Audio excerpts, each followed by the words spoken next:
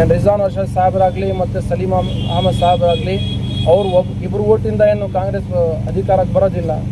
Janata vote ಮಾಡೋದು, ಈ ರಾಜ್ಯದ ಪ್ರಜಾ ಓಟ್ ಮಾಡೋದು. ಅದಕ್ಕೆ ಅವ್ರು ನೋಡ್ಕೋಬೇಕು. ಈ ಥರ ನಮ್ಮ ಕೋಲಾರ ಜಿಲ್ಲೆ ಮುಖಂಡರು ಮತ್ತು ಉಲಮಗಳೆಲ್ಲ ಇಲ್ಲಿ ಸೇರಿ ಇವಾಗ ಏನು ನಮ್ಮ ರಾಜ್ಯ ಸರ್ಕಾರದಲ್ಲಿ ಏನು ಬೆಳವಣಿಗೆ ನಡೀತಾ ಇದೆ ಅದರ ಬಗ್ಗೆ ಚರ್ಚೆ ಮಾಡಿದ್ದೀವಿ.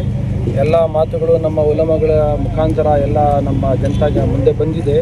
ಇದು ನಮ್ಮ ದಾವಣಗೆರೆ ಉಪಚುನಾವಣೆ ಆಗಲಿ ಮತ್ತು ಬಾಗಲಕೋಟೆ ಉಪಚುನಾವಣೆ ಆಗಲಿ, ಅದರಲ್ಲಿ ನಮ್ಮ ನಸೀರ್ ಅಹಮದ್ ಸಾಹೇಬರಿಗೆ ಬಾಗಲಕೋಟೆಗೆ ಹಾಕಿದ್ರು. ಅಲ್ಲಿ ಅವರು 10 ದಿವಸ 8 ದಿವಸ ಏನು ಕೆಲಸ ಮಾಡಿದ್ದಾರೆ, ಪಾರ್ಟಿ ಏನು ವರ್ಕ್ ಅವ್ರಿಗೆ ಕೊಟ್ಟಿದೆ ಅದು ಮಾಡಿದ್ದಾರೆ ಅವರು.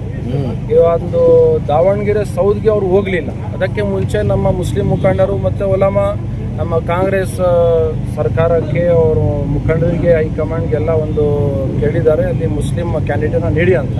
ಯಾಕಂದರೆ ಅಲ್ಲಿ 80,000 ನಮ್ಮ ವೋಟರ್ಸ್ ಇದ್ದಾರೆ, ಮುಸ್ಲಿಂ ವೋಟರ್ಸು. 30 ವರ್ಷ ಇಂದ ಮುಂಚೆ ಜಾಸ್ತಿ ವರ್ಷಗಳಿಂದ ಹಿಂದಿನ ದಿನಗಳಿಂದ ಇವರು ಕಾಂಗ್ರೆಸ್ಗೆ ಸಮರ್ಥನೆ ಮಾಡ್ಕೊಂಡು ಬರ್ತಾ ಇದ್ದಾರೆ, ವೋಟ್ ಕರೆಕ್ಟಾಗಿ ಆಗ್ತಾ ಇದ್ದಾರೆ.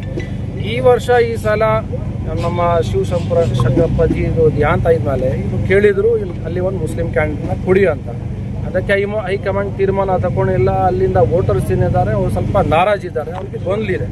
ಅದರಿಂದ ಅವರು ಸ್ವಲ್ಪ ಬೇರೆ ಮಾತುಗಳನ್ನ ಹೇಳ್ತಾ ಇದ್ರು, ನಾವು ಕಾಂಗ್ರೆಸ್ಗೆ ಈ ಸಲ ವೋಟ್ ಹಾಕಲ್ಲ, ಇದು ಮಾಡಲ್ಲ, ಅದು ಮಾಡಲ್ಲ ಅಂತ.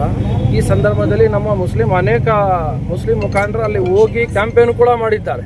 ಮೇಜರ್ ಜಮೀರ್ ಅಹಮದ್ ಕೂಡ ಹೋಗಿದ್ದಾರೆ, ಮತ್ತು ಬೇರೆ ಸಲೀಂ ಅಹಮದ್ ಇರಲಿ, ಬೇರೆ ಇರಲಿ, ಅವರೆಲ್ಲ ಹೋಗಿದ್ದಾರೆ. ಅವ್ರಿಗೆ ಪಾರ್ಟಿ ಏನು ಕೆಲಸ ಕೊಟ್ಟಿದ್ದು ಅವರೆಲ್ಲ ಮಾಡಿದ್ದಾರೆ. ಈ ಸಂದರ್ಭದಲ್ಲಿ ನಮ್ಮ ಮುಖಂಡರಿಗೆ ಇವಾಗ ಕೆಲಸ ಇರೋದು ಅಲ್ಲಿ ಏನು ವೋಟರ್ಸ್ಗೆ ಯಾವ ಥರ ಕಾಂಗ್ರೆಸ್ಗೆ ಪಕ್ಷಕ್ಕೆ ವೋಟ್ ಹಾಕೋದು, ಏನು ಮಾಡೋದು, ಅದನ್ನು ಬಿಟ್ಬಿಟ್ಟು ಏನು ಮುಸ್ಲಿಂ ಮುಖಂಡರ ಇದೆ ಅದು ಅವ್ರ ಮೇಲೇ ಮತ್ತೆ ಆ್ಯಕ್ಷನ್ ತಗೊಳ್ತಾ ಇದ್ರೆ ಅದರಿಂದ ನಮ್ಮ ರಾಜ್ಯದ ಮುಸ್ಲಿಂ ಜನಾಂಗ ಸಮಾಜ ಇದೆ ಸ್ವಲ್ಪ ಬೇಜಾರಾಗ್ತಾ ಇದೆ. ಅದೇ ಒಂದು ಮೆಸೇಜ್ ಅವರು ನಮ್ಮ ಕಾಂಗ್ರೆಸ್ ಇದು ರಾಜ್ಯದ ಸರ್ಕಾರಕ್ಕೆ ನಾವೊಂದು ತಡೆಯೋದು, ಅವ್ರಿಗೆ ತಿಳಿಸಿಕೊಡೋದು ಏನಂದರೆ, ಇವತ್ತು ಈ ಥರ ಮಾಡಿದರೆ ಮುಂದಿನ ಚುನಾವಣೆಗಳಲ್ಲಿ ನಿಮಗೂ ಕಷ್ಟ ಆಗುತ್ತೆ. ಅವರು ಒಂದು ಸೀಟ್ ಕೇಳಿದ್ದಾರೆ, ಕಾಂಗ್ರೆಸ್ಗೆ ಬೆನಿಫಿಟ್ ಆಗಲಿ ಅಂತ ಒಂದು ಸೀಟ್ ಕೇಳಿರೋದು. 80,000 ಮುಸ್ಲಿಂ ವೋಟ್ಸ್ ಇದೆ, ಅಲ್ಲಿ ಒಂದು ಮುಸ್ಲಿಂ ಕ್ಯಾಂಡಿಡೇಟ್ ಬಂದರೆ ಮತ್ತೆ ಬರೋ ಚುನಾವಣೆಯಲ್ಲಿ ಮುಸ್ಲಿಮ್ಸ್ ಓಟು ಮತ್ತೆ ಕಾಂಗ್ರೆಸ್ಗೆ ಬರುತ್ತೆ ಅಂತ ಅವ್ರು ಕೇಳಿದ್ದಾರೆ. ಅದರ ಉಲ್ಟಾ ಅವರು ಕಾಂಗ್ರೆಸ್ಗೆ ಒಂದೇ ಫ್ಯಾಮ್ಲಿದು ಆ ಫ್ಯಾಮ್ಲಿ ವಿರುದ್ಧ ಏನಿಲ್ಲ, ನಮಗೆ ಅದು ಫ್ಯಾಮ್ಲಿ ವಿರುದ್ಧ ಏನಿಲ್ಲ. ಒಂದು ಮಾತು ಹೇಳಿಲ್ಲ ಅಂದರೆ ಒಂದು ಫ್ಯಾಮ್ಲಿಗೆ ನಮ್ಮ ಮುಸ್ಲಿಂ ಸಮಾಜನೇ ಬಿಟ್ಬಿಟ್ರೆ ಹಿಂಗೆ. ಇದೊಂದು ನಮಗೆ ದುಃಖ ಇತ್ತು, ಅದರಿಂದ ಇವತ್ತೊಂದು ಪ್ರಜೆ ಮಾಡಿದ್ದೀವಿ. ಜನ ಎಲ್ಲ ಇಲ್ಲಿ ಸೇರಿದ್ದಾರೆ.